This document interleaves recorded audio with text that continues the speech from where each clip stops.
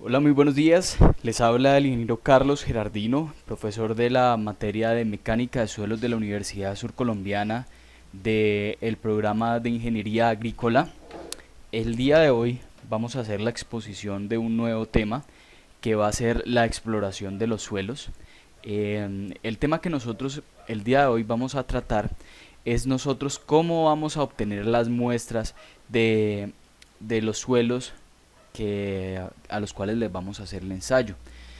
Esta obtención de las muestras tienen un procedimiento lógico, tienen una serie de maquinaria, tienen una serie de elementos los cuales deben ser aplicados para nosotros poder obtener estas muestras. Estas muestras no es que nosotros vayamos con solamente una persona que no esté capacitada, abramos una especie pues de hoyo y empecemos a revisar el suelo, no.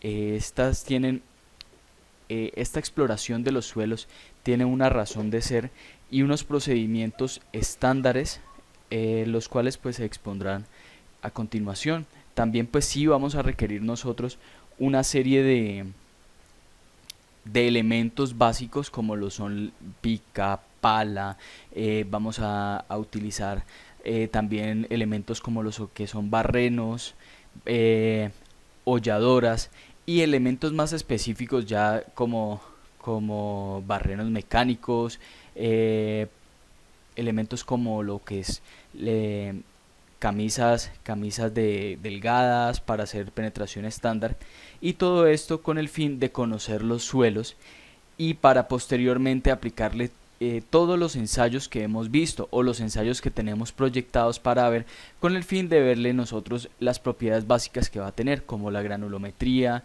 como lo que va a ser el porcentaje de poros, la humedad que está natural.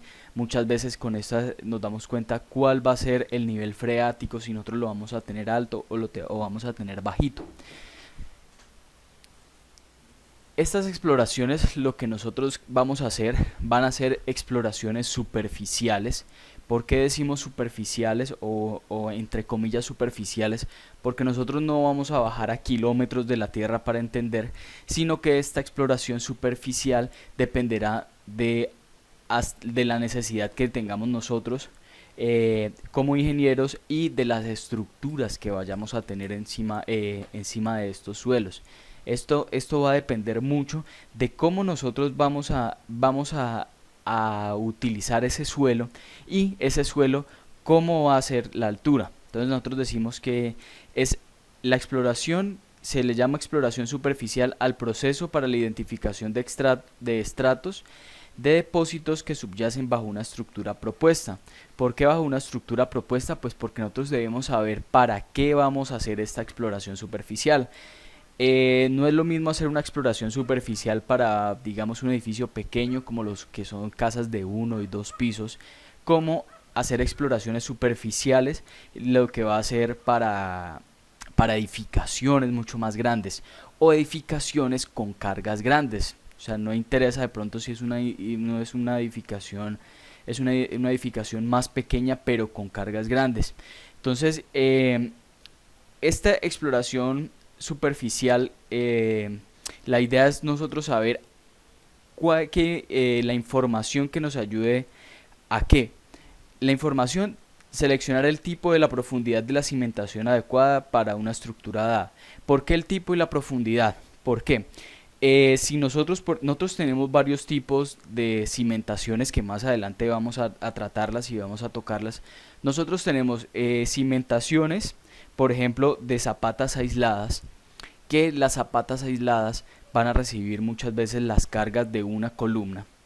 Zapatas combinadas que vamos a tener, si son zapatas que van a estar recibiendo la carga de dos columnas, o podemos nosotros tener cimentaciones entre comillas eh, infinitas, de longitud infinita. ¿Cuáles son esas de longitud infinita? Es una suposición que son vigas de cimentación, o sea que las vigas son las que, por decir, una zapata continua que me reciba la carga de varias columnas. Entonces, dependiendo de esto, nosotros vamos a tener un bulbo de presión. Recordemos un poco cuando vimos los esfuerzos de zapatas cuadradas, circulares, nosotros vamos a tener bajo esta un bulbo de presión. Si tenemos un ancho de zapata pequeña, el bulbo de presión va a ser pequeña. Por ejemplo, si nosotros vamos a tener una cimentación de 50 centímetros, él va a tener un bulbo de presión menor en comparación a una zapata que tiene 2 metros de ancho, o una viga de cimentación que va a tener un ancho de 50 centímetros, pues no va a tener no va a tener un esfuerzo mayor que una zapata. Entonces, dependiendo de esto, del tipo de cimentación, también van a ser los esfuerzos aplicados al terreno. De manera que vayamos metiéndonos estos conceptos de esfuerzos. Primero, el esfuerzo del terreno dependerá de cuál es la compresión simple del suelo, la capacidad de compresión simple del suelo, si son arcillas, o la capacidad de este suelo, si son obtenido, digamos, con ensayos triaxiales o de corte, para los otros diferentes como gravas o arenas. Entonces nosotros tenemos una capacidad portante. La capacidad portante nosotros tenemos una capacidad, un esfuerzo, una capacidad de resistencia, perdón, pero la capacidad portante va a aumentar, aunque así tengamos un esfuerzo, va a ir aumentando a medida que nosotros vayamos bajando la cimentación. Entonces no es lo mismo cimentar, digamos, en un estrato de 40 centímetros a nosotros cimentar a un estrato a 1 metro o a 2 metros. Vamos a tener una mayor capacidad portante. Ya cuando nosotros tenemos la profundidad del desplante a la cual nosotros vamos a cimentar, nosotros ahora vamos a evaluar la capacidad de carga de la cimentación. Entonces, como yo les decía, nosotros si a diferentes profundidades nosotros vamos a tener capacidades de carga diferente. Entonces nosotros calculamos la capacidad de carga a la profundidad deseada. Entonces, con esa capacidad de carga nosotros sabemos cuánto va a resistir por metro cuadrado. Entonces nosotros podemos encontrar capacidades de carga. Por ejemplo, aquí en el municipio de Pitalito nosotros encontramos capacidades de cargas normalmente que son un poco malas, más o menos entre 10 y 15 toneladas por metro cuadrado, es decir, más o menos 1.5 kilogramos por centímetro cuadrado. Entonces son capacidades de cargas pequeñas. ¿Eso qué hace? Cuando nosotros tenemos una capacidad de carga pequeña, lo que nos hace es que nosotros tengamos zapatas más grandes. ¿Por qué nosotros vamos a tener zapatas más grandes? Porque la carga que baja por las columnas es la misma. Pero ¿qué es el esfuerzo? El esfuerzo es carga entre área. Entonces, si nosotros tenemos una carga dividido entre un área mayor, entonces nosotros vamos a tener menores esfuerzos. Volvamos al ejemplo de los tacones y de los zapatos que siempre les he llamado. Entonces, nosotros tenemos los zapatos. Los zapatos, cuando vamos caminando por un pastizal, los zapatos no se nos hunden. ¿Por qué? Porque el peso que nosotros tenemos va a ser un peso menor. ¿Qué pasa si nosotros andamos con tacones o con un zapato de punta fina? Se nos va a hundir los zapatos si vamos pasando por el pastizal. ¿Por qué? Porque la carga va a ser la misma, el área de distribución va a ser más pequeña, y aunque tengamos la misma carga, los esfuerzos en los tacones van a ser mucho mayores que los esfuerzos de cuando tenemos unos zapatos. Estimar el asentamiento probable de una estructura. Cuando nosotros tenemos una estructura, la capacidad de carga está bien, todo el tema, nosotros también tenemos que proyectar qué tanto esta estructura se nos va a hundir, o si se nos va a hundir en un pedazo más y en un pedazo menos. ¿Por qué es importante?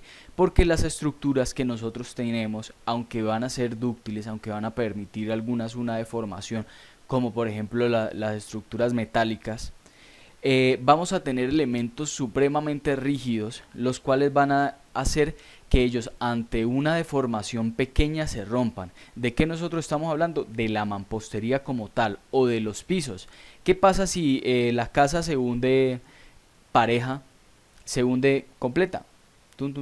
se nos va hundiendo. ¿Y qué pasa? A lo que se hunde, pues no vamos a notar el cambio de la casa. De pronto, si se nos hunde por fuera y vemos que el andén, pues que el andén queda un poquitico más arriba, pues no pasa nada, pero nosotros vemos que la casa se hundió parejo, que las cargas que estamos aplicando son parejas. Pero ¿qué pasa? Si nosotros le colocamos, digamos, en la parte posterior un tanque supremamente grande en un segundo piso, en un altillo, y la casa en el resto, pues se va a hundir solamente esa parte porque no tiene unas zapatas acorde a la capacidad portante y acorde a ese hundimiento. O sea, los esfuerzos que estamos imprimiendo van a ser mayores.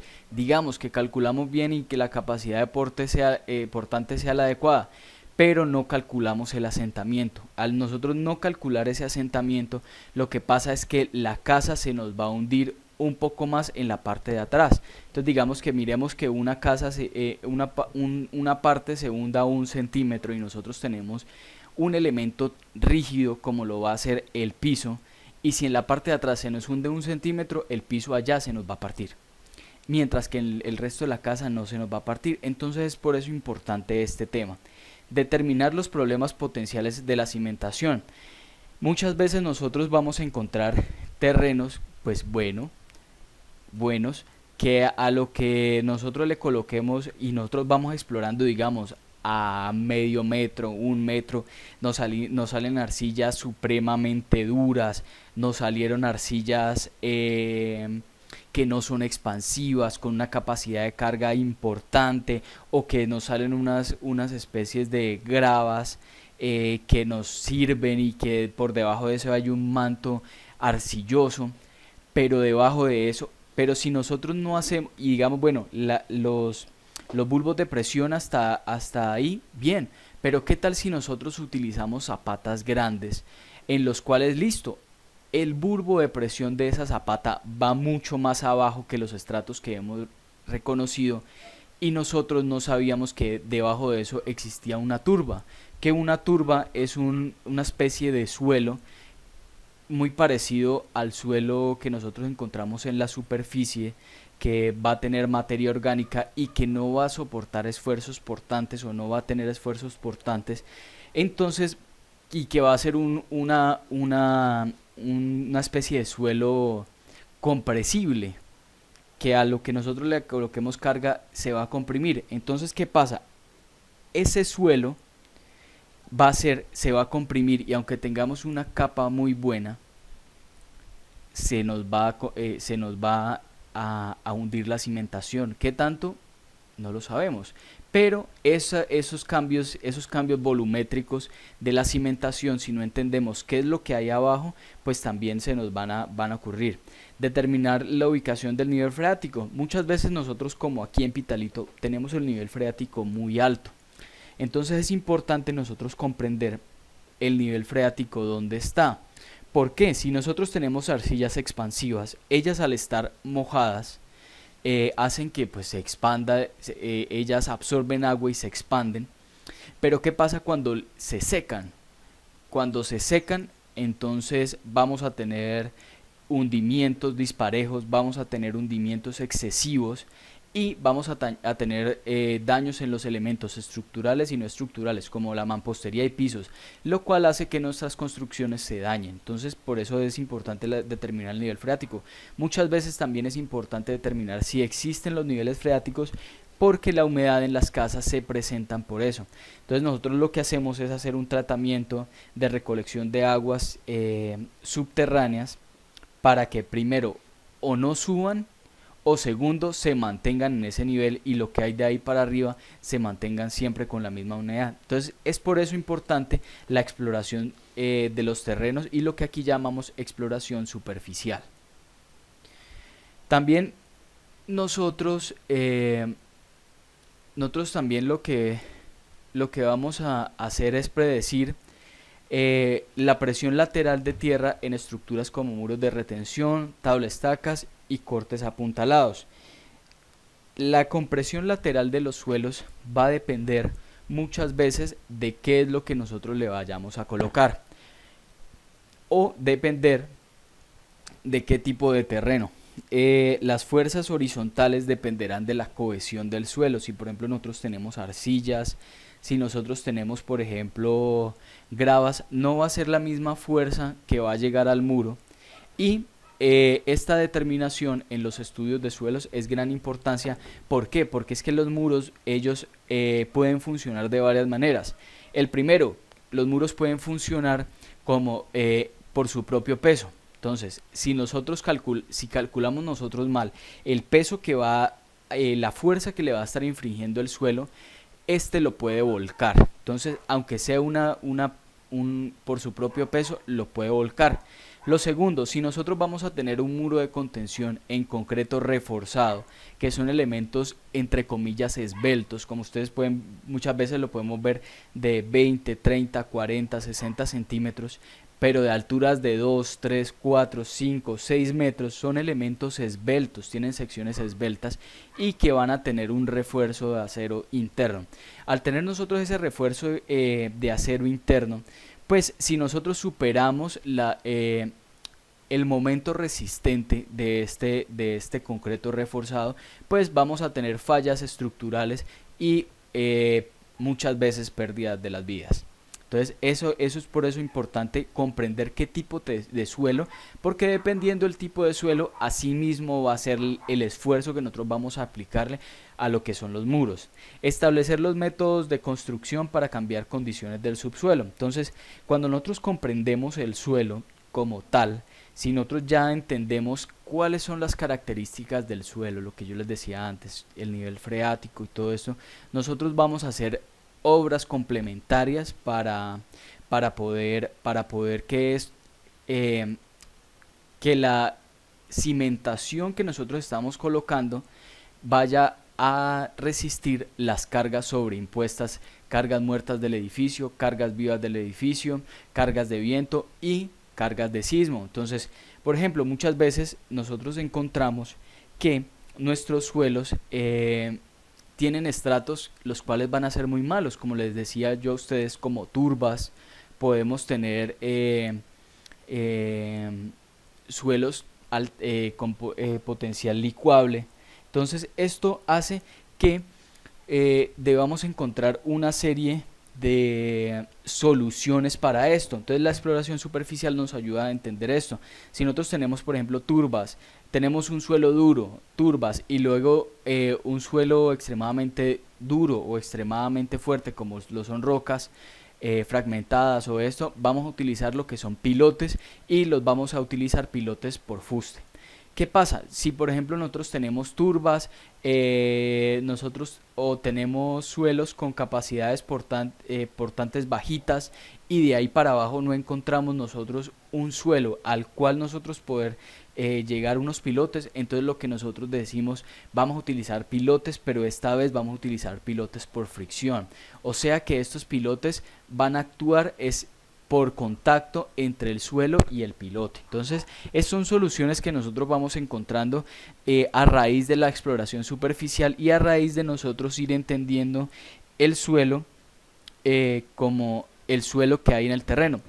Es importante también comprender que los suelos van a ser cambiantes. Los suelos no son iguales en un sitio y por ejemplo por decirlo así, de un lote a otro los suelos nos pueden cambiar, o digamos de una manzana a la siguiente manzana no van a ser igual. Entonces ustedes como ingenieros deben, si hacen estudios de suelos para una región, si ustedes hacen estudios de suelos para una casa, para un edificio, este estudio de suelos es netamente para este edificio. No permitan que se utilicen estudios de suelos de casas vecinas, porque muchas veces los estratos pueden cambiar y las capacidades portantes variar muy drásticamente. Entonces esta es un llamado que les hago a ustedes para que seamos responsables con la exploración superficial, con los estudios de suelo y las exploraciones que nosotros vayamos a hacer. También cuando se necesiten cuando se contemplen adiciones y alteraciones a estructuras existentes. Entonces nosotros también, si vamos a hacer una modificación a una estructura existente, nosotros también debemos saber qué suelo hay, qué cimentación hay y si este suelo nos va a resistir. Prosigamos por acá. ¿Qué hacemos nosotros en la exploración superficial? Entonces, en la primera parte, en la recolección de información preliminar, nosotros lo que hacemos es entender qué tipo de estructura se va a construir. No es lo mismo nosotros construir una edificación, por ejemplo, de 1 o de 2 pisos, como ya les había dicho, a una edificación que vaya a ser de 3, 4, 5 pisos. Pero también nosotros vamos a tener cosas diferentes como cimentaciones para equipos de construcción, cimentaciones para, para tanques de almacenamiento, por ejemplo, de riego. Entonces, si nosotros comprendemos cuál va a ser la finalidad de si nosotros comprendemos a dónde nosotros vamos a llegar, entonces asimismo nosotros entenderemos qué tipo de suelo vamos a, qué tipo de cargas nosotros le vamos a aplicar al suelo, y asimismo vamos a entender un poquito más si los suelos son adecuados para el tipo de cimentación que está suponiendo, o que el ingeniero estructural está suponiendo. O también podemos decirle al ingeniero estructural: venga, antes de que usted entre a sus cálculos, por favor, revise que la cimentación que nosotros vayamos a tener sea una cimentación de zapatas aisladas, digamos que hay un estrato que sea malo, entonces, pero que esté muy abajo y que las cargas que las cargas que le estén aplicando no afecten a eso. Entonces nosotros debemos entender qué es lo que se va a construir antes de. Entonces dice: en esta etapa incluye obtener información respecto al tipo de estructura que se construirá y a su uso general. Para la construcción de edificios deben conocerse las cargas aproximadas y el espaciamiento de las columnas, así como el reglamento local de construcción y los requisitos para el sótano. El sótano es si se llegase a construir un sótano. La construcción de puentes requiere determinar las longitudes de los claros y la carga sobre el pilares y estribos. Entonces nosotros es entender primero, antes de todo esto, nosotros entender qué es lo que se va a hacer, para así nosotros a lo que vayamos a hacer el estudio de suelos, a lo que vayamos a hacer, ir como con una guía. También nosotros podemos hacer un reconocimiento del lugar. Entonces nosotros vamos al sitio donde se va a hacer la construcción y vamos a observar el terreno, vamos a observar cuál puede ser la topografía, cuál va a ser el tipo de vegetación. Nosotros vamos a entender también qué es lo que va a pasar. ¿Por qué nosotros hacemos con la parte de la topografía? La topografía nos da un indicativo de pronto cómo se va a comportar el terreno. Si nosotros tenemos, por ejemplo, una meseta, pero en esa, digamos, tenemos un terreno como planito, como una meseta, y a sus alrededores nosotros vamos a tener faldas. Listo, esa parte bien, pero ¿qué pasa si en esas faldas nosotros no tenemos vegetación y vemos material coluvial? Ahí empezamos nosotros a tener lo que son alertas de cómo se está comportando el terreno. A diferencia nosotros de que si tuviéramos un terreno como lo encontramos aquí en la mayoría de sitios en Pitalito, si nosotros tenemos terrenos llanos no tenemos terrenos llanos, la verdad que era porque los terrenos llanos nos quiere decir que muchas veces los estratos que se van a encontrar van a ser muy parejos. Donde encontramos nosotros lugares llanos, muchas veces podemos encontrar sitios donde se ha depositado arenas, gravas, porque los ríos, nosotros vemos los ríos en un solo sitio, y como nuestras vidas son tan cortas, o sea, con respecto a lo que es la vida de la tierra, estos pueden ir dejando a manera pareja lo que son estratos estratos arenosos, estratos gravosos. Entonces, entonces nosotros vamos a comprender que vamos a tener suelos un poquitico mejores. Pero nosotros aquí en Pitalito, por ejemplo, sabemos que es llano, pero son lacustres, porque son suelos que han sido depositados por el río. Entonces la topografía también nos va a dar un indicativo más o menos de lo que nos podemos encontrar. Miremos por ejemplo los puentes no se cimentan muchas veces pegaditos al río, los puentes se cimentan mucho más atrás y se cimentan más abajo de lo que está el terreno natural, porque el terreno natural, al estar en contacto con el agua, este se va a ir erosionando, entonces vamos a entender y comprender a manera de reconocimiento que las cimentaciones debemos correrlas hacia atrás. Entonces la estratificación del suelo en cortes profundos, como lo he hecho en la construcción de caminos y ferrocarriles cercanos. Entonces nosotros también vamos a ver que la estratificación la podemos encontrar en lugares donde se hayan hecho vías. ¿Por qué? Porque hay veces si tenemos vías cercanas y si tenemos vías en las cuales han construido. ¿Por qué? Pues porque muchas veces si tenemos terrenos como lo son montañosos, para hacer las vías tienen que tener una pendiente y deben tener una geometría específica para que los carros no se cansen digamos, si no estén muy pendientados como lo pueden ser en las montañas, pues los carros no subirían porque ellos tienen cierta fuerza. Entonces eso hace que hayan cortes de terreno, y esos cortes, si los hay en donde nosotros estamos trabajando, podemos observar qué tipo de suelo podemos encontrar.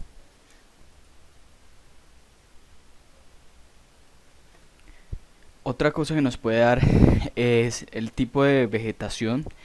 El tipo de vegetación pues nos dice que qué tipos de estratos o qué tipo de suelo hay.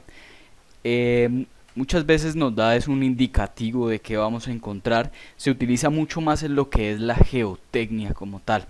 ¿Por qué? Porque es que, en lo que es la geología. ¿Por qué? Porque nos da grandes rasgos sobre qué tipo de suelo se está presentando. Como ustedes saben, los suelos tienen, dependiendo del tipo de suelo, ellos tienen ciertos, por decirlo así, ciertas vitaminas, ciertas cosas que les sirven a cierto tipo de plantas. Entonces estas plantas nos van a indicar qué tipo de suelo hay, ¿no? En cuanto a esto tengo poca experiencia en cuanto a decirle qué tipo de, de, de árboles o qué tipo de arbustos se encuentran, porque es poco usado, pero se utiliza mucho más en lo que es la geología. También, perdón. También otra cosa que nosotros podemos ir reconociendo son los niveles de agua que vamos a presentar en el entorno. Esto nosotros podemos observarlo si se tienen, por ejemplo, pozos cercanos, si hay aljibes cercanos o se puede encontrar.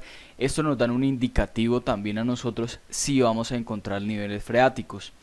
Esto pues también nos sirve apenas como entrada de reconocimiento.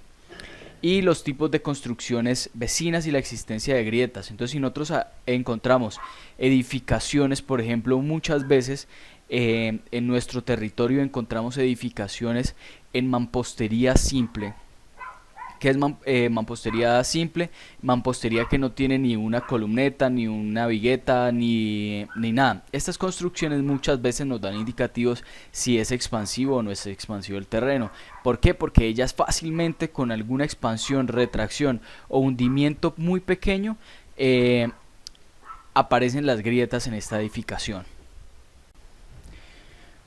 Otra opción que nosotros podemos encontrar cuando vemos las grietas, pero ya son en edificaciones como lo son en mampostería confinada, cuando se presenta la retracción del suelo, el hundimiento del suelo, nosotros lo podemos ver en las conexiones entre el muro y los elementos estructurales que son las columnetas y las viguetas. De pronto se pueden fisurar de alguna forma la unión entre estas, pero también los muros los demuestran. Lo malo es que este tipo de estructura, cuando se asienta, ella, ya que amarra el muro, o sea, la columneta y la vigueta, la función es amarrar el muro, como abrazarlo.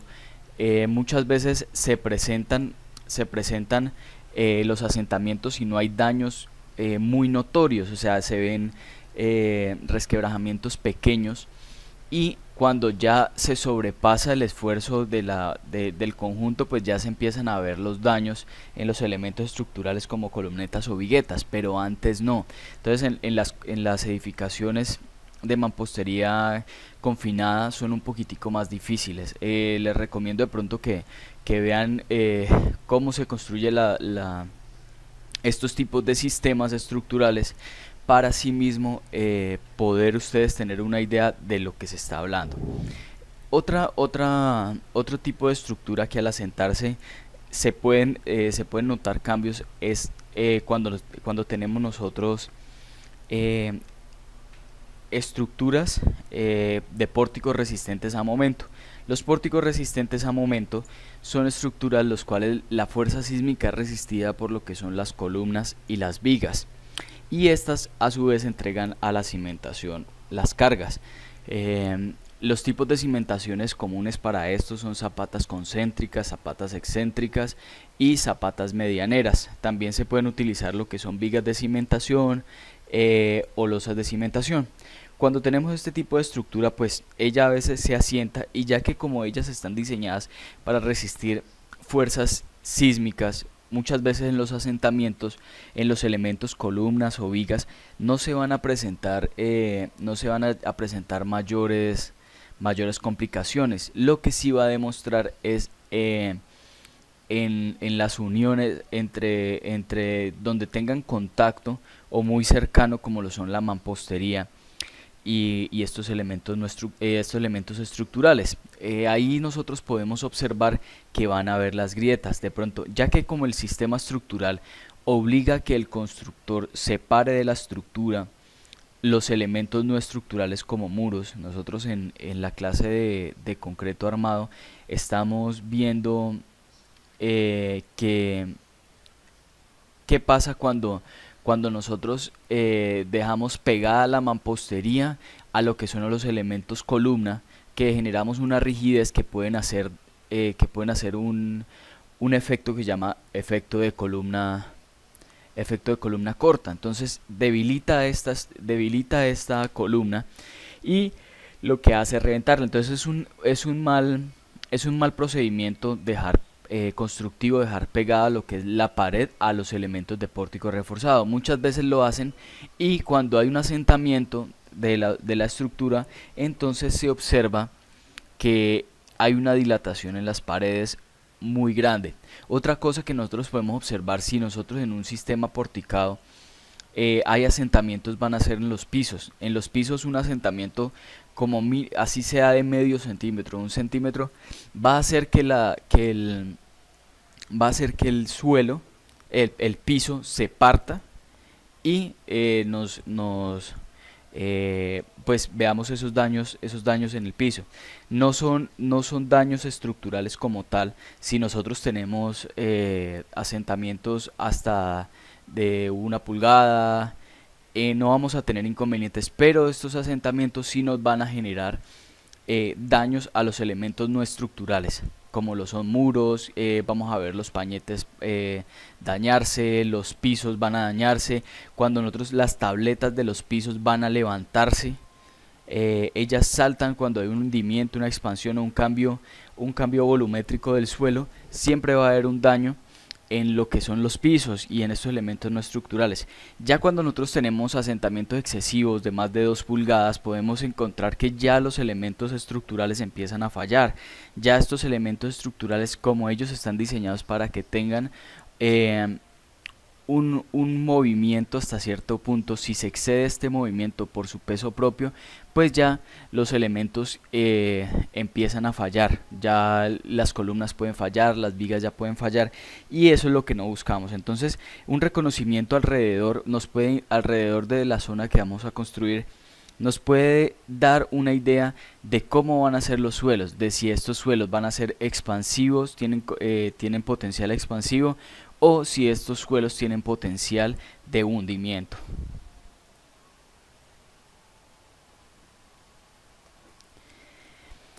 Seguimos nosotros con la investigación de la cimentación. ¿Qué es lo que nosotros hacemos en la investigación de la cimentación? Lo que nosotros hacemos es entender qué tipo de fundación, qué tipo de cimentación va a ser adecuada para, para nuestra estructura. Él va a tener diferentes eh, diferentes tipos de cimentación de los cuales nosotros podemos escoger. Como ustedes saben, nosotros podemos escoger entre vigas de cimentación. La viga de cimentación entrelaza cada una de las columnas, las amarra y la fuerza la distribuye, los esfuerzos lo distribuye en el suelo, pero a través de la viga de cimentación. Entonces nosotros podemos observar que esta viga de cimentación distribuye un poco más los esfuerzos. Entonces nos puede ayudar a nosotros mejorar esto. Digamos, nosotros aquí tenemos una viga de cimentación. Digamos, estas son mis vigas de cimentación. Nosotros tenemos acá las columnas que llegan a esta viga de cimentación.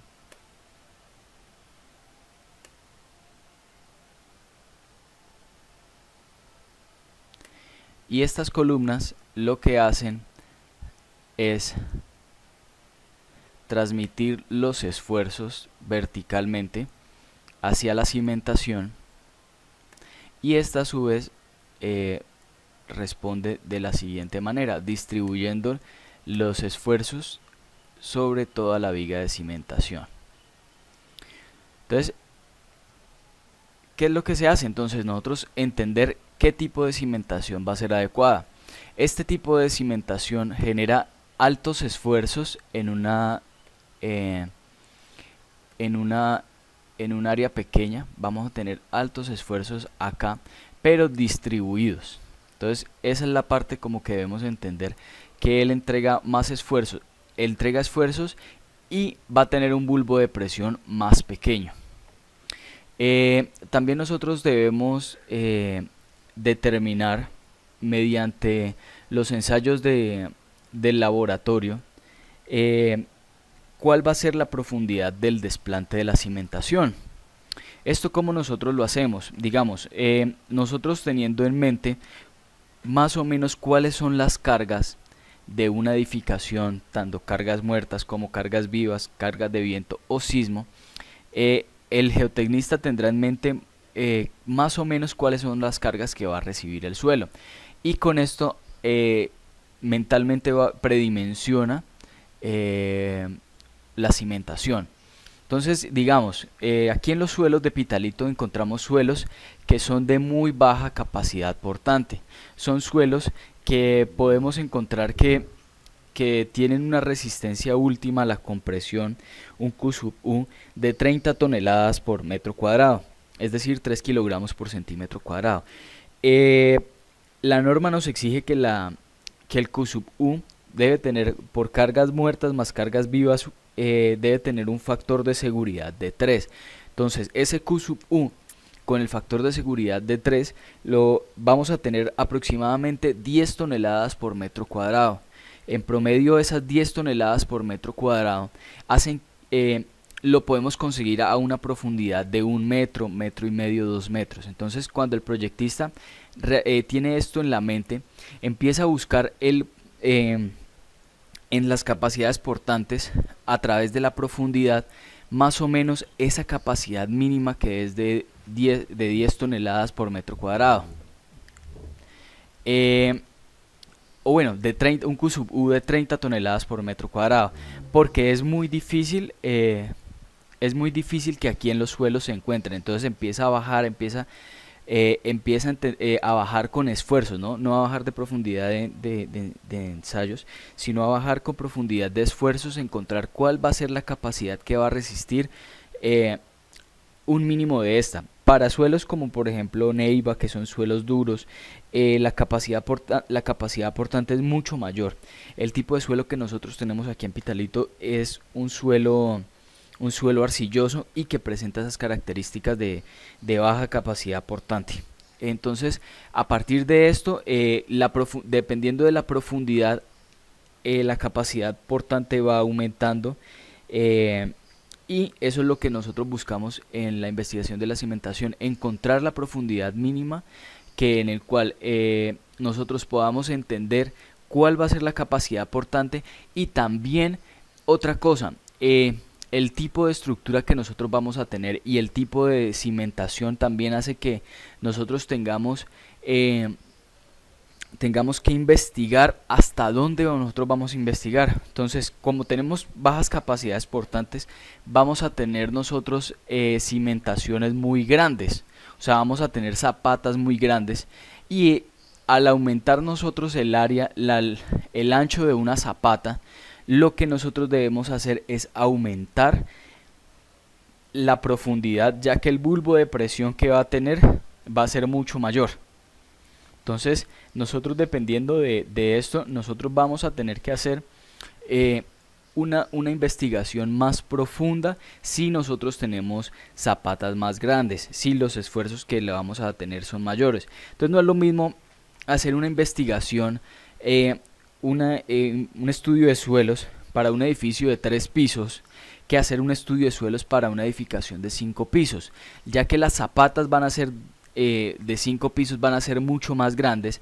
O si llegásemos a tener una losa de cimentación, es decir, una zapata grande para todas las columnas, vamos a tener un bulbo de presión mucho mayor. Y si tenemos un suelo en alguna capa, un suelo compresible, pues van a generar asentamientos diferenciales, los cuales nosotros no estamos buscando. Entonces, la profundidad también de investigación dependerá de el tamaño de la estructura, las cargas que le vayamos a pasar, y dependerá del tipo de cimentación también que nosotros vayamos a hacer. Ya entonces nosotros entonces digamos, la profundidad mínima aproximada requerida por los sondeos se debe determinar. La profundidad mínima depende de el incremento de esfuerzos bajo una cimentación con la profundidad y la variación del esfuerzo efectivo vertical con la profundidad. Entonces, cada vez que nosotros vayamos bajando, vamos aumentando la capacidad portante, pero a partir de cuál va a ser la profundidad, nosotros también a partir de esa profundidad debemos nosotros hacer los sondeos para que el bulbo de presión esté, para que la profundidad se encuentre mayor que el bulbo de presión que vamos a colocarle al suelo. Ahora nosotros, ya teniendo estas bases, estos previos, vamos nosotros a hablar lo que es la determinación del perfil estratigráfico. Quiero que nos hagamos una idea de qué es un perfil estratigráfico. Hagamos una imagen mental de un pastel de cumpleaños. Un pastel de cumpleaños hecho de capas de diferentes sabores.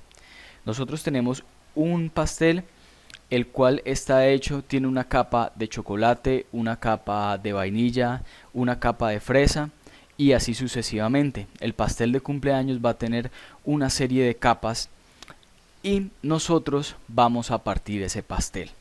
Ese pastel, nosotros al partirlo con un cuchillo, nosotros vemos que el pastel no lo estamos deformando. Digamos, no es lo mismo nosotros partir un pastel con un cuchillo a partir, digamos, el pastel con un cucharón de cocina. Si nosotros partimos un cucharón de cocina con un cucharón de cocina, vamos a tener deformaciones en nuestro pastel. Va a haber un pequeño hundimiento, las capas se van a compactar un poquito. Entonces, ¿qué hacemos? Nosotros lo partimos, ese pastel lo partimos con un cuchillo. Entonces nosotros, al partirlo con un cuchillo que tiene un área muy pequeña, hacemos un corte vertical sin que haya un cambio volumétrico en nuestro pastel. Entonces, eso es lo que nosotros lo que buscamos determinar con el perfil estratigráfico. Cuando nosotros podemos hacer un corte en el suelo y vamos a observar que el suelo está está compuesto por diferentes capas. Estas diferentes capas pues son formadas, como nosotros ya lo hablamos al comienzo, por los procesos de meteorización, de transporte de los suelos, de depositación de los suelos. Todos estos procesos van generando capitas y capitas y capitas del suelo que van cambiando con el tiempo. ¿Cuánto tiempo? Pues miles de años. Esto no se presenta de un día para otro, sino que, como sabemos, estos se presentan en miles de años. Nos van generando todo este tipo de capas, y todo este tipo de capas tienen características especiales. Estas capas podremos encontrar que en unos suelos sean capas como si fueran capas, por ejemplo, que sean una capa de arcilla, una capa de arena, seguido de una capa gravosa, una capa limo arcillosa, una capa limo arenosa. Entonces todas estas capas que nosotros encontramos nos dan una idea, nos van a dar una idea de cuáles son las características que este suelo va a tener. Entonces, vea, si se efectuara un corte vertical en un suelo, podría observarse la disposición horizontal de las capas, lo cual se denomina perfil estratigráfico. Entonces, cuando volvamos al ejemplo del pastel, cuando nosotros cortamos ese pastel y retiramos la parte cortada, nosotros podemos observar claramente cuáles son las capas, ¿no? Pero aparte de eso, nosotros podemos hacer una primera medición básica, supremamente básica, que va a ser cuál es la altura de cada capita. ¿Qué tal que el señor pastelero quisiera que la capa de la base de chocolate fuera mucho más alta que nuestra capa de fresa y la capa de vainilla? Entonces nosotros podemos observar cuáles van a ser las alturas de estas capas. Esta primera determinación del perfil estratigráfico es eso, es entender qué altura van a tener estas capas para sí mismo saber cuál va a ser su comportamiento global. Si nosotros tenemos una capa grande, pues el comportamiento mayor va a ser el de esta capa, mientras que si nosotros tenemos una capa pequeña, el comportamiento muchas veces podrá despreciarse, entre comillas, ¿no? Porque si es una capa de 5 centímetros, pues podremos suponer que el comportamiento global va a ser de una capa de 1 metro a una de 5 centímetros. Entonces, esa primera observación del perfil estratigráfico es una manera global, es una manera básica de entender el tipo de suelo. ¿Y cómo lo hacemos? Con un corte que más adelante vamos a ver cómo los hacemos. Podemos observar que bien cómo va a ser los cambios que ha tenido el suelo. Entonces, los proyectos de ingeniería requieren para su construcción la determinación de ese perfil y de las características físicas y mecánicas, los diferentes subestratos, con el fin de obtener información que facilitará el conocimiento de las propiedades ingenieriles. Entonces, ¿qué propiedades nosotros vamos a tener de ese perfil estratigráfico? Las propiedades que vamos a encontrar de eso va a ser la gradación, pesos específicos, la plasticidad, la resistencia, que es bastante importante porque esta resistencia es la que nos va a dar los tamaños de la cimentación y la profundidad que cimentar, la compresibilidad, que nos va a nosotros a dar también si los estratos son compresibles o si son arcillas expansivas o si son arenas licuables. Entonces todo esto nos permite nosotros entender cuál va a ser el comportamiento de este suelo a lo largo del tiempo. Entonces, pero solamente si el perfil estratigráfico solamente es para entender cualitativamente qué es lo que hay, solamente el perfil, o sea, ya lo que son los ensayos de gradación ya van a ser cuantitativos, pero solamente el perfil estratigráfico es cualitativo. Ahora vamos a ver nosotros cómo determinamos estos perfiles estratigráficos. Nosotros vamos a ver cómo realizamos la parte práctica de cómo hacer estos cortes sobre el suelo, así como lo estábamos hablando ahora, cómo hacer los cortes en el pastel. Nosotros ahora vamos a ver cómo hacer un corte en el suelo. Nosotros podemos hacer la primera forma y la más rudimentaria de de nosotros observar cómo está nuestro suelo es haciendo una excavación. Entonces hacemos esta excavación, la hacemos con elementos básicos como lo son picos, palas, holladoras, barras. Entonces, ¿en qué consiste hacer esta primera exploración? Esta primera exploración se llama pozos a cielo abierto o a piques. Entonces lo que hacemos es con un trabajador o nosotros mismos hacemos una excavación más o menos de 1 por 1 o de 1,50 por 1,50, un cuadrado de 1 por 1 o 1,50 por 1,50, y empezamos a hacer la excavación, empezamos a excavar, a profundizar en el terreno. Estas excavaciones muchas veces pueden tener profundidades de 50 centímetros, 1 metro, 1,50 m, 2 metros, y la profundidad pues primero dependerá para qué estamos haciendo este apique. No es lo mismo hacer un apique pues para una vía, para observar cuál es el terreno de la vía, que hacer un apique para una construcción de una vivienda. Aquí en el municipio de Pitalito, para hacer la construcción de casas de 1 y 2 pisos en mampostería confinada, que es el sistema el cual trabaja en conjunto lo que son los muros, las columnetas y las viguetas y las vigas de cimentación, estos trabajan en conjunto y entregan sus cargas a una viga de cimentación que va a estar repartida a lo largo de toda la construcción. Esta va a tener un ancho, si es de un piso, mínimo de 25 centímetros, y si es de 2 pisos, esta va a tener un mínimo de 30 centímetros, de 30 a 40 centímetros el ancho de esta cimentación. Entonces los bulbos de presión que nosotros vamos a tener ahí van a ser bulbos de presión pequeños, pero la norma nos exige que nosotros profundicemos hagamos estos apiques hasta una profundidad de 2 metros.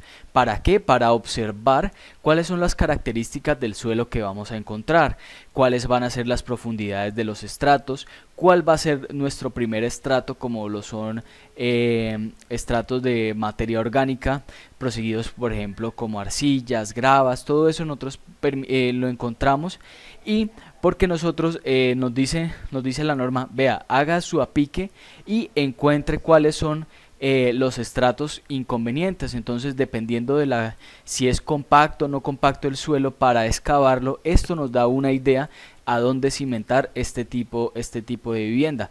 Igual este tipo de vivienda nos exige que tenga unas características mínimas, las cuales por el ingeniero deberá decir a qué profundidad cimentar, hasta donde nosotros encontramos suelo firme, y si no encontramos capas inferiores a que sean compresibles o que sean colapsables. Entonces también la profundidad de esto, si nosotros quisiéramos ahondar un poco más, la profundidad también nos la va a dar las paredes de esta excavación, el suelo de esta excavación. Si nosotros encontramos arcillas, como en la gran mayoría de suelos que nosotros tenemos aquí en Pitalito, que son arcillas limosas, limo-arenosos, son materiales con buena cohesión. Pero, por ejemplo, se han hecho apiques aquí en el municipio, o personalmente he hecho apiques en los cuales solamente hemos encontrado arenas. O sea, literalmente arenas limpias. O sea que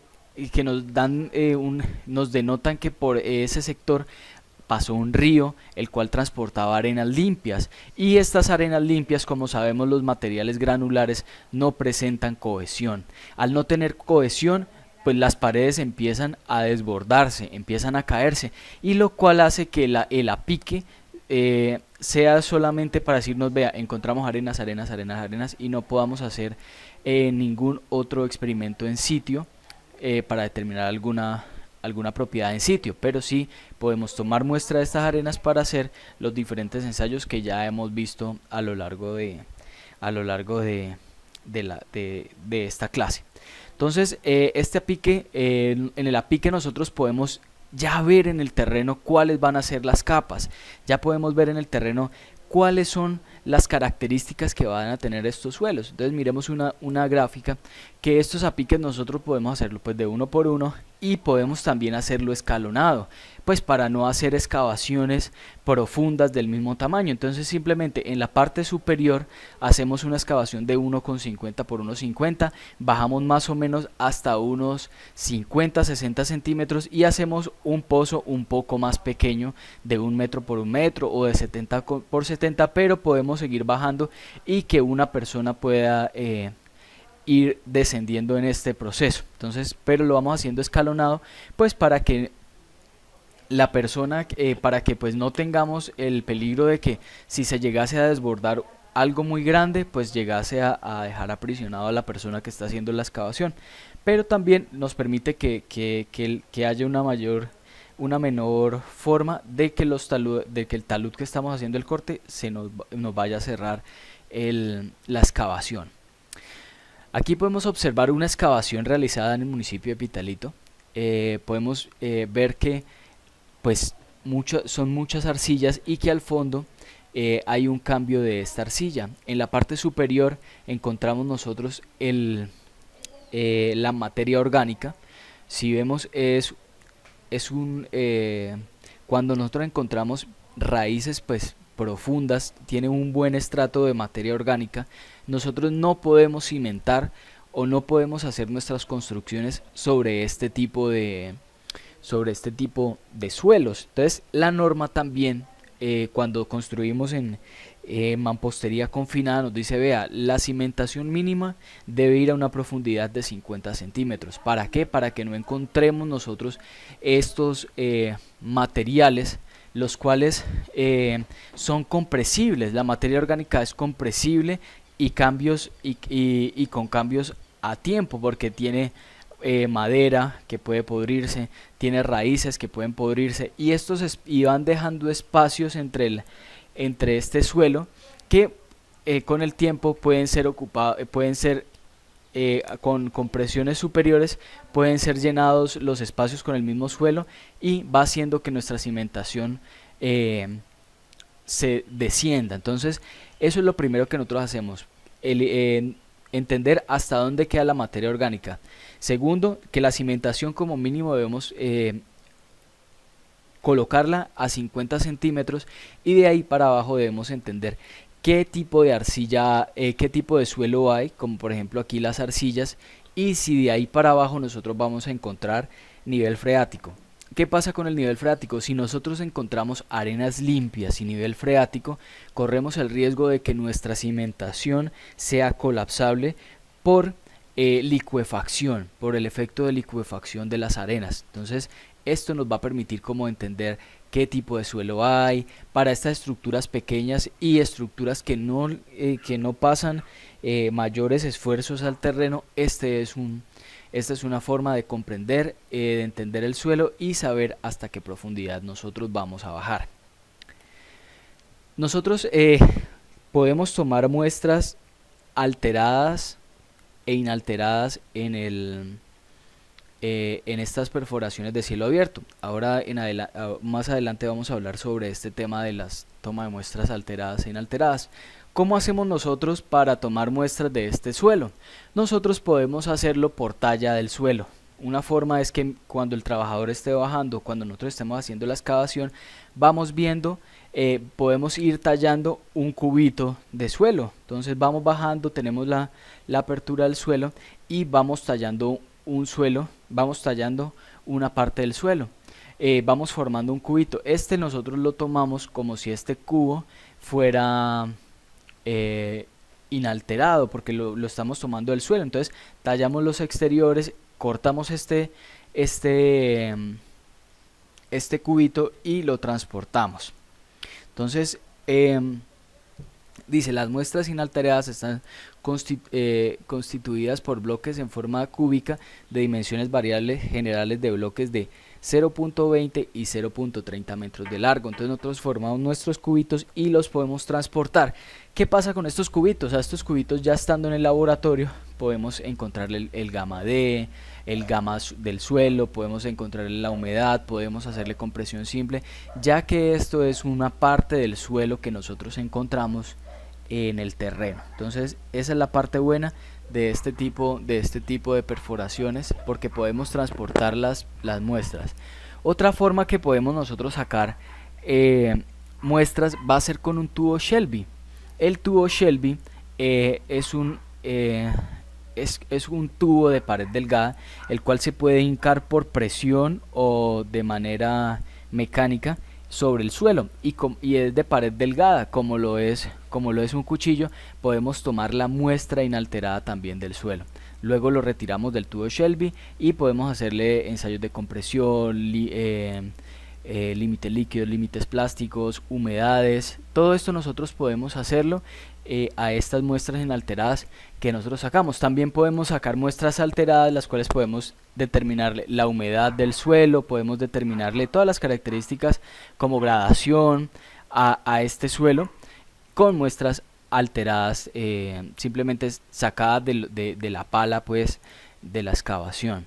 Si podemos ver aquí en nuestro esquema, podemos ver aquí las diferentes, por ejemplo, capitas que encontramos en el suelo. Y para esto es para de manera visual poder entender cuáles son las capas y poder, por ejemplo, con un metro irlas midiendo. Si ustedes pueden ver, aquí pues hay una gráfica de cómo pues se va midiendo el suelo cualitativamente. ¿Cuáles son las herramientas para nosotros trabajar? Las herramientas con las cuales nosotros vamos a trabajar van a ser una holladora.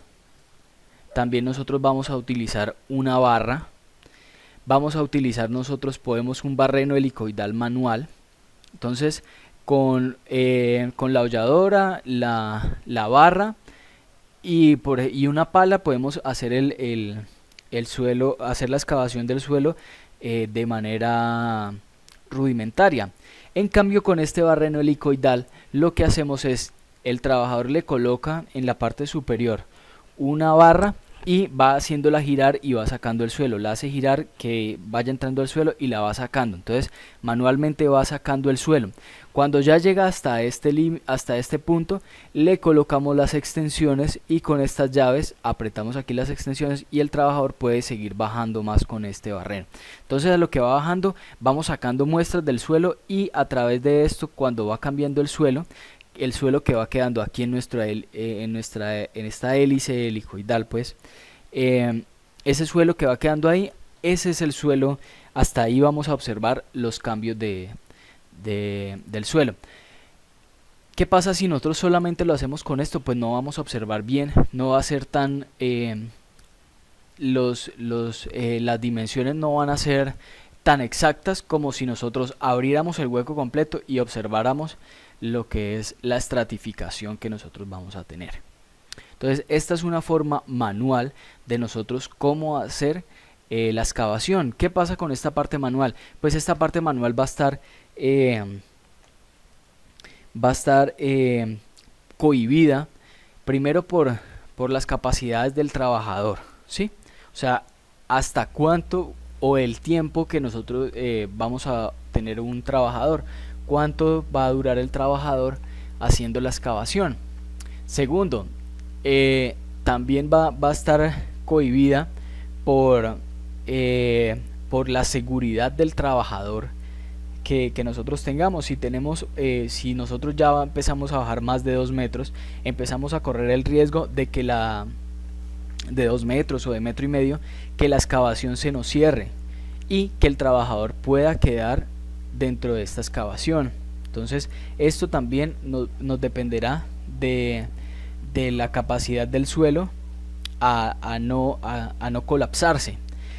Y otra cosa de las que depende, o de las que cohiben a esta perforación manual, va a ser la fuerza del trabajador para ir girando la hélice helicoidal. Entonces esta va a estar cohibida por estos factores.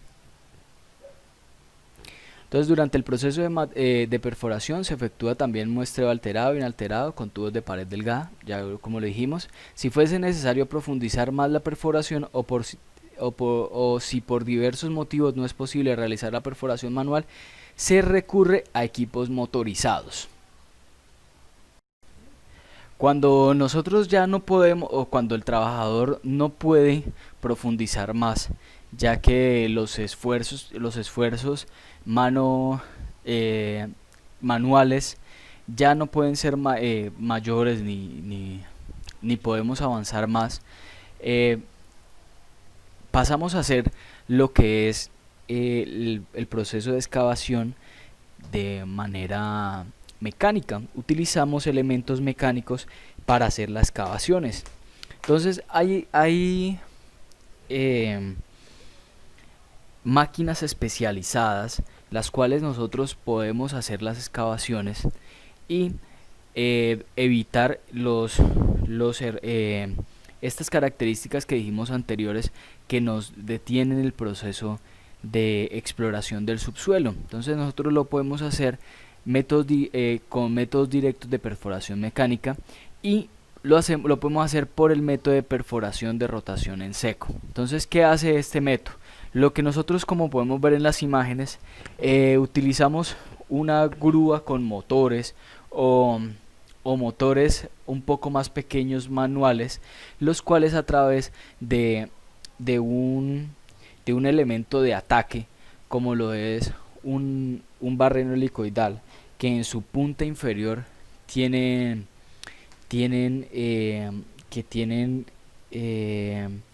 como especies de puntas que van desgarrando el suelo cuando va bajando y va sacando el suelo a las superficies. De esta forma nosotros podemos ir observando, podemos tomar muestras alteradas de los suelos a través de lo que nosotros vamos bajando. En su interior estos helicoides tienen un espacio en el cual nosotros podemos desplazar un tubo y tomar muestras inalteradas a la profundidad deseada. Entonces podemos ir excavando, vamos viendo qué suelo va saliendo, vamos nosotros a la profundidad que él baja. Entonces nosotros podemos ir tomando las muestras alteradas, podemos ir midiendo nosotros los espesores, que como lo dije anteriormente no van a ser tan exactos como una excavación de pozo abierto, pero nos da una idea de qué suelos.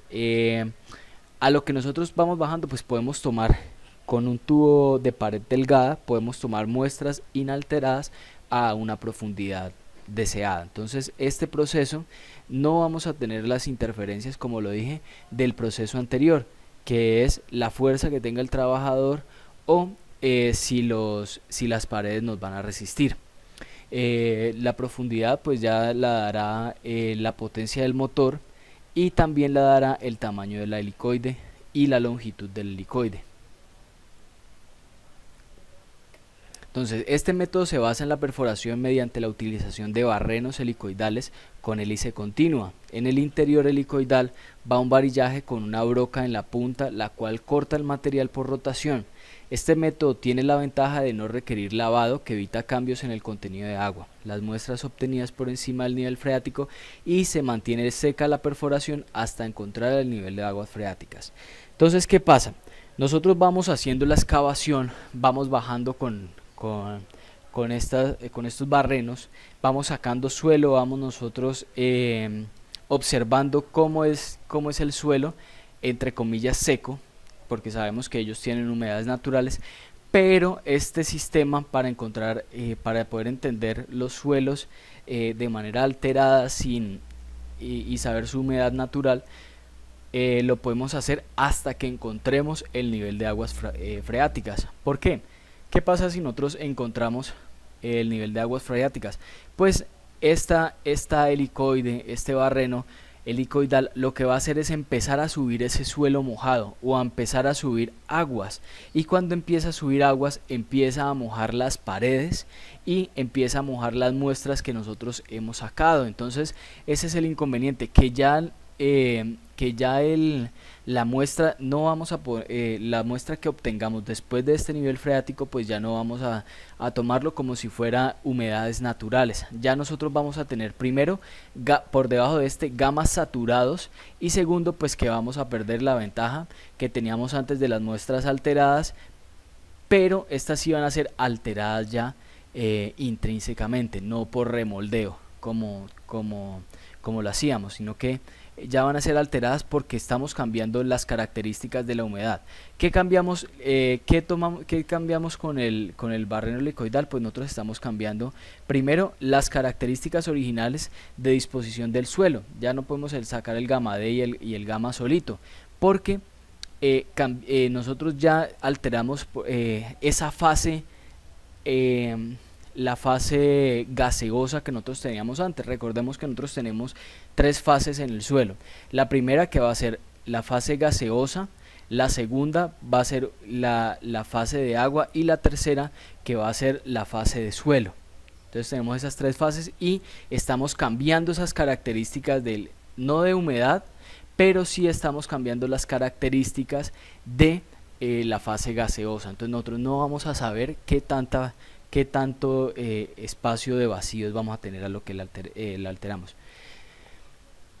Otra forma de extraer el suelo y estudiarlo va a ser por el método de percusión y lavado y el método de rotación y lavado.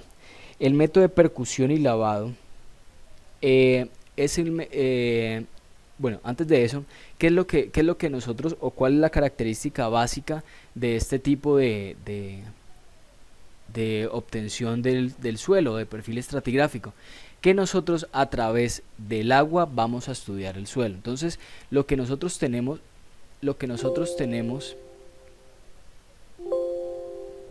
perdón, listo. Lo que nosotros tenemos aquí es que vamos nosotros teniendo una punta de ataque, como lo son estas, pero vamos metiéndole presión aquí.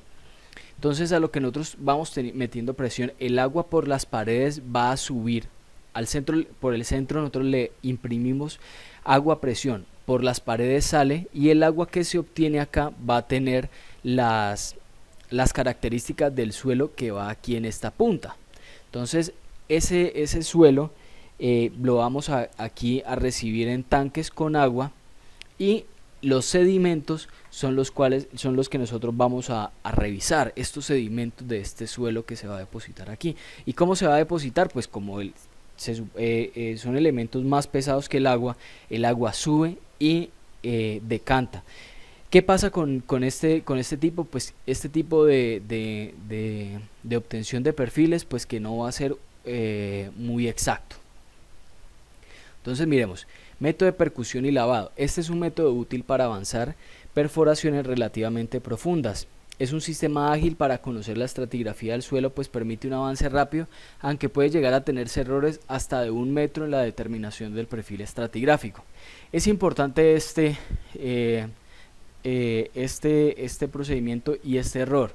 No es lo mismo que para una casa de 3, 4 pisos, en el cual 1 metro puede generar mucho error, porque pues en 1 metro puede quedar la cimentación o 1 metro abajo o 1 metro arriba.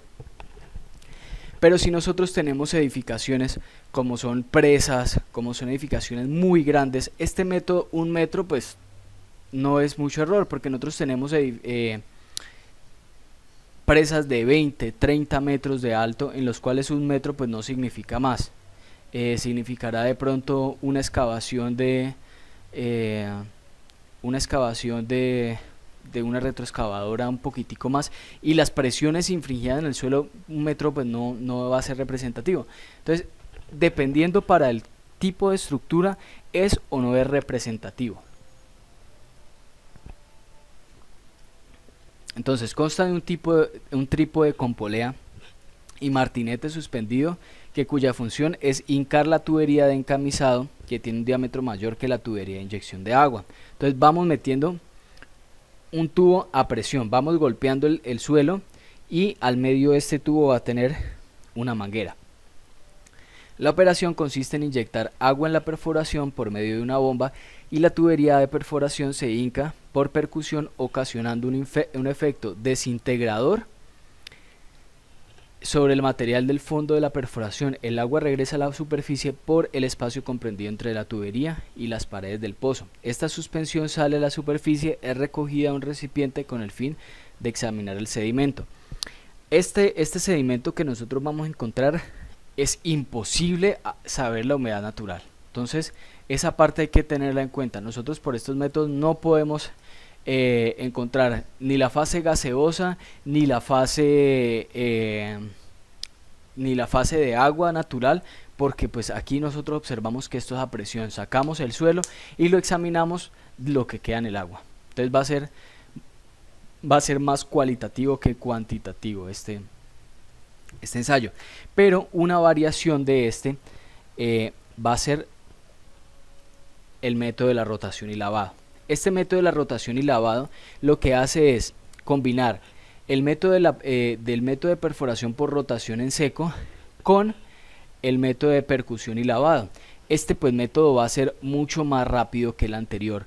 ¿Por qué? Porque simplemente el helicoide, el barreno helicoidal, lo que va a hacer es va a ir rompiendo, pero va a ser apoyado por el agua a presión que va a salir. Lo mismo, hay agua a presión al medio de la tubería helicoidal, sale por las paredes y se va recogiendo en los pozos, igual que el de percusión, solamente que el de percusión va golpeando, va hincándose en el suelo y por las paredes sale el agua. Entonces tenemos el mismo sistema que general de lo que es esto, simplemente cambiamos el tipo de ataque que le vamos a hacer al suelo. Entonces es similar al método de percusión y lavado, pero el avance se logra haciendo rotar simultáneamente y rápidamente las barras de perforación, las cuales llevan en su extremo brocas que cortan o muelen el material del fondo de perforación. Este material se lava y se extrae por medio del agua, el cual se inyecta a presión. Entonces, como podemos observarlo, simplemente cambiamos el método de ataque del suelo y lo hicimos ahora con lo que es un barreno helicoidal, teniendo esas propiedades pues de ir rompiendo el suelo helicoidal y las ventajas también de lo que es el de la parte de percusión, que es el agua a presión. Entonces nosotros estos métodos de exploración, como pudimos ver a lo largo, nosotros podemos tener muestras alteradas y muestras inalteradas. Entonces en los métodos de exploración del subsuelo se deben tomar muestras con el fin de conocer mediante ensayos de laboratorio las características físicas y mecánicas de los diferentes estratos en los que se encuentren. Entonces nosotros tenemos muestras alteradas y muestras inalteradas. Pensemos por un momento qué son las muestras alteradas. Nosotros no queremos decir que nosotros le estamos colocando, digamos, metiéndole al suelo otro tipo de suelo, o que estas muestras alteradas sean otro tipo de material que vamos a encontrar. No, son muestras alteradas es porque cuando tomamos esa muestra van a tener cambios en sus fases. No es tanto vamos a tener cambio del tipo de material de suelo como tal, sino que nosotros vamos a cambiar esas fases, porque recordemos que ellas dependen de una unidad volumétrica. Si yo tengo una unidad volumétrica, ¿qué tanto suelo voy a tener de esa unidad volumétrica? ¿Qué tanto agua voy a tener? ¿Y qué tanto de la fase gaseosa voy a tener en una unidad volumétrica? A lo que nosotros hacemos esos cambios o tomamos esos materiales, hacemos es cambiándole una de esas tres fases. Entonces ya no va a ser el material que nosotros vamos a encontrar en el suelo, pero no estamos cambiando la propiedad intrínseca del suelo ni de sus materiales, simplemente estamos cambiando es una de esas tres fases, o gaseosa o la fase de agua. Entonces eso es lo que quiere decir las muestras alteradas, no es tanto de material del suelo sino de las otras tres fases. Pero nosotros también podemos tener muestras inalteradas, que no vamos a cambiar esas tres fases que vamos a tener en el terreno, ¿sí? Que esa fase gaseosa, que esa fase de agua y esa fase sólida van a mantenerse con el tiempo. Con el tiempo relativamente, ¿no? O sea, no son cambios bruscos, porque pues nada es igual. Si lo saco yo de allá abajo, mientras estoy sacando un poquito se va perdiendo un poquito de humedad, mientras yo lo estoy tomando la muestra, mal o bien se va a perder un poquito de compactación, entonces voy a perder un poquito de fase gaseosa. Entonces es relativo, pero las muestras alteradas quiere decir que sí cambiamos alguna de esas dos fases bruscamente, mientras que en las muestras inalteradas no cambiamos de manera brusca esto. Entonces las muestras inalteradas son las que conservan su estructura original, o sea que no sufren remoldeo durante su extracción. También conservan con menor cambio posible su composición, contenido de agua y relación de vacío. Entonces las muestras inalteradas no cambian ninguna de estas tres características. Se pueden obtener a partir de apiques, que son las excavaciones que ya vimos anteriormente a cielo abierto, o pozos por talla directa de bloque, tubos de pared delgada tipo Shelby o por medio de muestras rotatorias. Entonces lo que hacemos, por ejemplo, vuelvo yo al tema del pastel. Si yo corto el pastel con una cucharona que es muy gruesa, el pastel, a lo que yo vaya colocando la cuchara, pues voy aplastándolo, mientras que si yo coloco un cuchillo no voy a cambiarle esas características volumétricas al pastel. Entonces esto mismo es lo que nosotros hacemos con por ejemplo, el tubo de pared delgada tipo Shelby. Va cortando el suelo, más no voy metiéndolo así obligando a que entre al suelo, no, simplemente lo voy cortando y voy metiéndolo dentro de este tubo, el cual es el que nos va a ayudar a hacer la perforación, o por medio pues por medio de muestras rotatorias voy metiendo un tubo, cortando el suelo alrededor de este tubo y simplemente ya se va insertando sobre este. Entonces ya de esta forma nosotros podemos obtener muestras inalteradas, o sea que no van a haber mayores cambios. Las muestras alteradas se recuperan del material que se extrae durante el proceso de perforación, ya sea del suelo adherido al barreno o de muestreadores de pared gruesa. Los muestreadores de pared gruesa es como esa cucharona que yo les estoy diciendo. Cuando yo meto al pastel una cucharona gruesa, pues voy cambiándole, voy comprimiendo un poco el suelo y los alrededores del suelo. Entonces ya estoy cambiándole alguna de esas fases o gaseosas o de agua. También pues como les dije, se pueden obtener de lo que ya hemos excavado, simplemente obtenemos una muestra y podemos obtener humedad natural, pero no podemos obtener las demás características como lo es la fase gaseosa, porque ya hemos remoldeado estas características. Entonces nosotros ya tenemos los procesos en los cuales vamos a hacer las excavaciones, en los cuales nosotros vamos a hacer las profundizaciones, pero ahora vamos a ver nosotros con qué elemento tomamos las muestras, con qué elementos nosotros vamos a tomar las muestras. Entonces las muestras las podemos hacer de varias formas, pues como ya sabíamos podemos hacer uno por moldeo, pero las más usuales son a través de toma de muestras, pero a través de tubos. Entonces los tubos, lo que hace, hay como una especie como de opciones de qué tipo de tubos. Uno es el tubo partido o media caña. Estos tienen, a veces son de pared gruesa. ¿Qué pasa? Nosotros hincamos sobre el terreno este tubo y dentro del tubo va entrando la muestra de suelo. Al ir entrando la muestra de suelo dentro de este tubo, pues se va alojando dentro de él, y ya cuando terminamos de hacer la profundización, este tubo se abre a la mitad. Entonces por eso se llama tubo partido a media caña. Entonces simplemente él se abre. El tubo liso, pues es un tubo liso, tubo de pared delgada o tubo Shelby. Este es el más usado de todos estos. Lo que hace es ir bajando e ir cortando. Él tiene la ventaja de que puede ser partido también o puede ser completo, y él lo que va haciendo es, él va bajando, va cortando el suelo como si fuera un cuchillo, y dentro de él se va alojando la muestra. Entonces la muestra que nosotros tomemos ahí va a ser una muestra inalterada. Entonces tiene la ventaja de que él va cortando, entonces el suelo se va alojando dentro de él y va a conservar esas características de humedad natural, de las tres fases, todo este tema. Entonces, ¿qué desventaja tiene la pared delgada tubo Shelby? Que él no puede llegar hasta un estrato gravoso, porque se puede dañar su punta, puede dañarse la forma en la punta de este. Entonces pues ya el día de mañana pues ya no será útil este tubo de pared delgada tubo Shelby. y los muestreadores de tipo pistón, que simplemente nosotros vamos hincando y en la punta él tiene un pistón y este pistón se abre es cuando necesitamos hacer la muestra a la profundidad deseada, pero este es de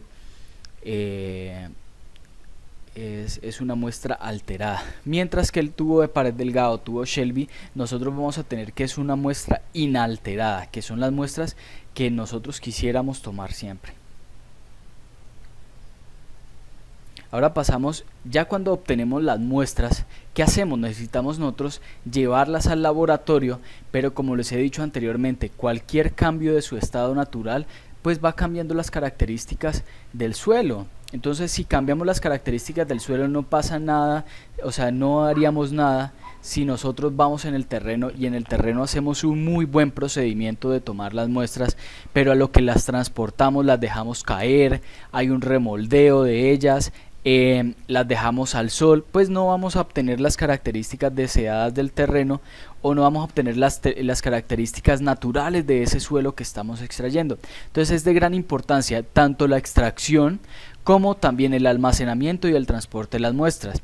Entonces las muestras que se toman en el terreno se deben almacenar de tal manera que no se produzcan alteraciones o modificaciones en sus características. Se pueden utilizar bolsas plásticas de fique, fibra o de lona. Para el sellado de las muestras se puede utilizar parafina, cera de abejas o una combinación de las mismas, entre otras. Entonces, ¿qué es lo que hacemos nosotros? Esas muestras que sacamos las envolvemos en plásticos,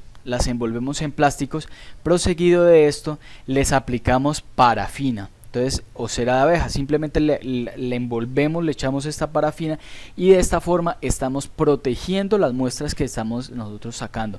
Entonces estamos protegiendo el material de ¿qué? Estamos protegiendo el material de que se pierda la humedad natural, ¿no? Entonces esa primera parte es proteger la humedad del terreno para que no se pierda. ¿Por qué? Pues porque si se pierde 1, 2, 3%, 4% de agua, pues ya la muestra no va a ser representativa. Y como sabemos, necesitamos que nuestras muestras sean representativas y fieles a lo que hay en el terreno. La segunda parte de este almacenamiento y transporte es cómo vamos a llevar las muestras. Entonces nosotros, ¿qué pasa? Imaginemos si nosotros colocamos nuestra muestra sobre la camioneta, digamos que no le está dando el sol, vamos y extraemos por la noche, en el caso de que sea en la noche, y la colocamos sobre la camioneta, pero está lleno el terreno de huecos. Entonces de aquí en adelante, desde que se recogió hasta el laboratorio, está lleno de huecos y la muestra con el golpeteo pues se remoldeó completamente. Esa muestra ya no nos va a servir. Entonces la siguiente fase es nosotros primero también protegerla de qué pasa si nosotros tenemos algunas bolsas, algunas cosas y colocamos la muestra y se cayeron sobre la muestra, remoldeamos la muestra. Entonces lo primero es, necesitamos protegerlas de cosas exteriores. ¿Cómo lo hacemos la protección de estas cosas exteriores? Con cajas, con unas cajas de madera, de plástico, metálicas, las protegemos de que le vayan a caer cosas encima para que no haya un remoldeo. Pero bueno, listo, las protegemos, las metemos esa muestra en la caja. ¿Y qué pasa si lo mismo? Hay huecos desde la obra hasta el laboratorio. Pues internamente esa muestra va a golpetear y vamos a tener un remoldeo. Ya no vamos a tener, digamos, pérdidas de humedad, sino que va a haber un remoldeo, pues porque golpea en la parte interna el suelo. Entonces, ¿qué hacemos? Estas cajas las protegemos internamente, la muestra dentro de las cajas las protegemos internamente. ¿Cómo nosotros podemos protegerlas? Mediante espumas, con acerrín, con viruta. La viruta pues son los desperdicios de la madera y lo que hacemos es colocarle un colchón para que ella durante el proceso, tanto un colchón superior como inferior, para que durante el proceso de transporte no golpee y no haya tampoco un cambio volumétrico. Entonces esas son las dos protecciones que nosotros vamos a tener. Vamos a tener la protección contra cambios de los volúmenes de agua, de esa fase líquida, y vamos a tener una protección en cuanto a la parte a la parte gaseosa por el remoldeo y también la parte sólida, ¿no? Entonces esto vamos a hacer una protección para que lo que llegue al laboratorio sea sea representativo y sea casi fiel a lo que hay en el terreno, porque es imposible que sea exactamente lo mismo que está en el terreno, pero lo más fiel posible. Entonces, una de las pruebas que nosotros hacemos en campo para obtención para obtención de las muestras y un cálculo cuantitativo el esfuerzo acortante del terreno va a ser por el método de la penetración estándar. Nosotros ya dijimos acá atrás, vea, nosotros utilizamos un tubo de pared delgada o tubo Shelby. Este se utiliza en el proceso del método de la penetración estándar. Entonces, la prueba de penetración estándar es un ensayo tipo dinámico, también conocido como ensayo normal de penetración. La prueba consiste en hacer penetrar un tubo muestreador de media caña a golpes por un martinete de 140 libras que cae de una altura de 30 pulgadas y contabilizar el número de golpes necesarios para lograr una penetración de un pie dentro del suelo. Para las personas que vean esta presentación el día de hoy, la persona que a día jueves 4 de junio haga una pequeña presentación sobre el método de la penetración estándar, tendrá 5 puntos para el primer examen. Entonces, la persona que vea este fin de semana hasta la próxima semana esta presentación y haga un pequeño resumen qué es el método de la penetración estándar, cómo lo utiliza, que me muestre cuáles son las máquinas y todo este tema, tendrá 5 puntos para el primer examen. Si después de esta fecha, de este 4 lo hacen, ya no valdría. Entonces, la persona que si ve este video a tiempo y me hace esa presentación, pues tiene esas 5 décimas para el parcial. Entonces, este método es el más usado, la verdad, en los estudios de suelos. En nuestro medio nosotros no tenemos, aquí en el municipio, no tenemos materiales gravosos que puedan dañar de pronto estos tubos o alguna cosa, y este es el método de los que más se utilizan, ¿no? Entonces, si pueden complementar esto, mucho mejor. ¿Y qué nos dice la norma? La norma nos dice que la investigación mínima que nosotros hacemos dependerá del tipo de la categoría de unidad de construcción. Si la categoría es las categorías son baja, media, alta y especial. Baja quiere decir hasta 3 niveles con cargas máximas menores de 800 kilonewton, media entre 4 y 10 niveles y las cargas máximas entre 800 y 4000 kilonewtons, alta entre 11 y 20 niveles, que es 4000 a 8000 kilonewton, y especiales, que son mayores de 20 niveles y que son mayores de 8000 kilonewtons. Entonces, cuando nosotros caracterizamos la unidad de la categoría de la construcción, si es baja, media y alta, procederemos a saber qué tantos sondeos vamos a realizar y la profundidad de estos sondeos en los ensayos de penetración estándar. Entonces, ¿qué nos dicen? Vea, si es una categoría baja, la profundidad mínima de los sondeos deberá ser a 6 metros y el número mínimo de sondeo 3. Si es categoría media, la profundidad mínima de sondeos es 15 metros y el número mínimo de sondeos es 4. La categoría alta, la profundidad mínima de los sondeos es 25 metros y el número mínimo de sondeos es 4. Y categoría especial, profundidad mínima de los sondeos es 30 metros y número mínimo de sondeos son 5. Entonces, esto de nosotros, cuando hacemos estos sondeos, debemos ubicarlos en el terreno para que, primero, para que el diseñador estructural o nosotros como diseñadores entendamos o sepamos a dónde se hizo esto, para por si hay algún inconveniente o alguna cosa, pues hayamos retratado a dónde hacemos esto. Entonces nosotros en planta vamos colocando los sondeos. Digamos, este es un lote el cual se le hicieron 1, 2, 3, 4, 5 y 6 sondeos y lo hicimos de esta manera. Entonces nosotros ya ubicamos en planta dónde van a quedar los sondeos dentro del lote. ¿Qué pasa? Estos sondeos, a nosotros cada uno de estos sondeos nos arrojan que es un relleno, suelo fino, todo este tema, y estas X que ven aquí son las muestras que hemos tomado. Entonces, y aquí vamos a colocar las características: humedad natural, límite líquido, límite plástico, el Q sub U, el gamma natural y el gamma D. Entonces vamos a tener nosotros estas características a lo que hacemos los sondeos. Pero esto es solamente un sondeo y nosotros vemos que aquí tenemos diferentes capitas.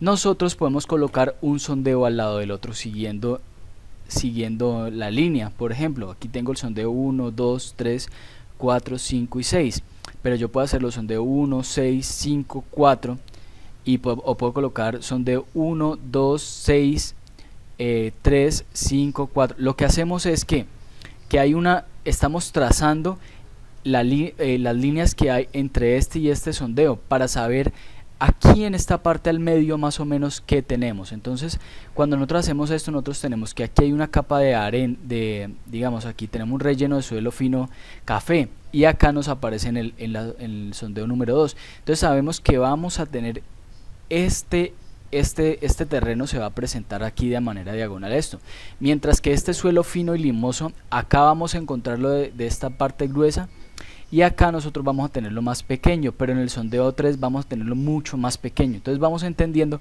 cómo está cada capa de lo que vamos a representar. Entonces vamos entendiendo cómo es el perfil estratigráfico dentro de nuestro estudio. Entonces eso ha sido pues el resumen de esta clase, lo que es la exploración de los suelos en terreno, pues cómo nosotros vamos a hacer, cómo vamos a ir siguiendo los procedimientos para tomar estas muestras, y en el terreno nosotros cómo podemos obtener estos resultados y cómo también obtener las muestras para llevarlos en el laboratorio. Muchas gracias por todo, muchas gracias por atender esta nueva disposición de las clases. Estaré atento ante cualquier duda y voy a dejarles documento adicional para que ustedes puedan hacer sus lecturas. Muchas gracias y hasta una próxima oportunidad.